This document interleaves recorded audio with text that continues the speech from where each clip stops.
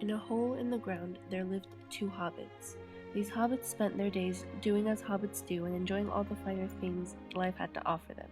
And it was good for a while, but all of a sudden things started to go bad. The sky wasn't as blue, and the land seemed to shy away from beyond the hill. Unorthodoxly curious were these two hobbits, for they ventured outside their shire in search of what was causing such troubling changes to their home. It didn't take them long to figure out what was behind all of this. A mysterious castle surrounded by dark magic appeared. The hobbits realized that in order to break this curse, they would have to destroy the castle's defenses. The two went back to their hobbit hole to think of a way to take down the castle and decided to use projectile motion.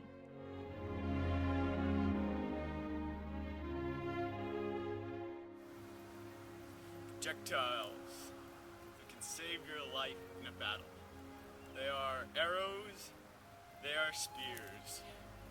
Now, with projectiles, only the angle matters when it comes to distance though.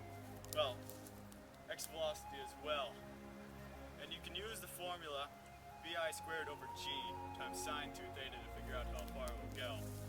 So, let's see here.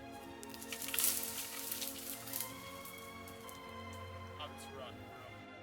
And so the two decided to build a catapult that would shoot a rock to hit the castle, that was situated 30 meters away, and whose walls were 15 meters high. At 45 degrees would be launching the projectile at 22 meters per second. When dealing with the projectile motion problem, it is always important to keep what's happening in the y separate from that of the x. Velocity is a vector quantity, so it is made of both an x and a y component. The question that faces us now is whether the projectile will hit the wall given these measurements. We begin by looking for the time it takes the projectile to reach 30 meters.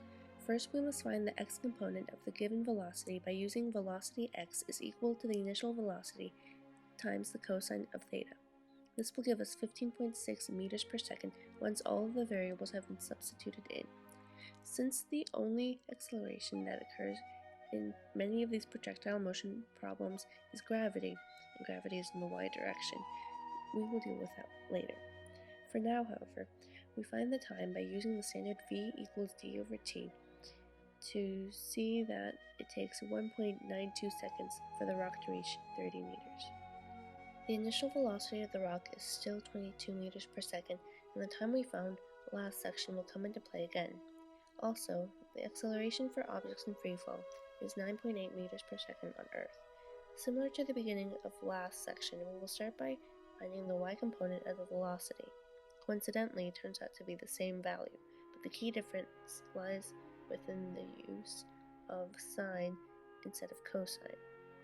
Now we use the equation y equals initial y position plus the velocity multiplied by time added to the product of 1/2 times negative 9.8 meters per second squared times time squared. Since we're assuming the rock will be catapulted from the ground where y equals 0, that term cancels out. Following that, it's a very by the numbers math problem.